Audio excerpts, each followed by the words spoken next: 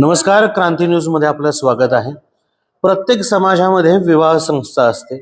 आपल्या समाजातील विवाह इच्छुक मुलामुलींची लग्न व्यवस्थित व्हावीत, व्यवस्थित त्या ठिकाणी त्या मुली जाव्यात, आपल्या घरी येणारी सून सुद्धा व्यवस्थित यावी आणि दोन घरांचे स्नेहसंबंध चांगले जुळावे या हेतूने प्रत्येक समाज लग्न मेळावे घेत असतो। याच पद्धतीने मसवडमध्ये मानदेशी रामोशी समाजाने आज वधूवर मेळावा इथे घेतला होता।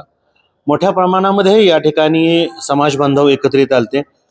या मेळाव्याच्या अनुषंगाने आज आयोजकांशी आपण संवाद साधूया आणि या मेळाव्याचं कारण काय आणि प्रतिसाद कसा मिळाला हे जाणून घेऊयात। पूर्वी आम्ही आटपाडी, सांगोला, वेळापूर आणि हा आमचा चौथा मसवड येथे रामोशी समाजाचा वधूवर परिचय मेळावा होता।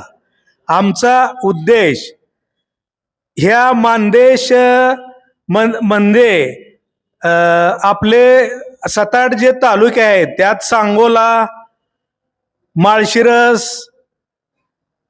आटपाडी असे जे दुष्काळी तालुके आहेत ह्यामध्ये रामोशी समाजाचा वधूवर मेळावा नसल्यामुळे आम्ही समविचारी समाजातील मी स्वतः बुधावले साहेब हे सहाय्यक कृषी अधिकारी आहेत, तसेच विठ्ठलराव बुधावले हे दिगंचीचे उद्योगपती आहेत, तसेच मारुत बोडरे गुरुजी, तसेच आमचे येलमर मांगेचे सेवानिवृत्त प्राचार्य मधुकर चव्हाण यांनी हे कार्य हाती घेतलं। ह्याचा उद्देशच असा आहे जे आमचा समाज जो गोरगरीब आहे आणि ह्या दुष्काळी पट्ट्यामध्ये त्यांचं वधूवरच्या दृष्टीनं कार्य अपूर्ण होतं ते आम्ही अशा दृष्टीनं पूर्णत्वास नेत आहे।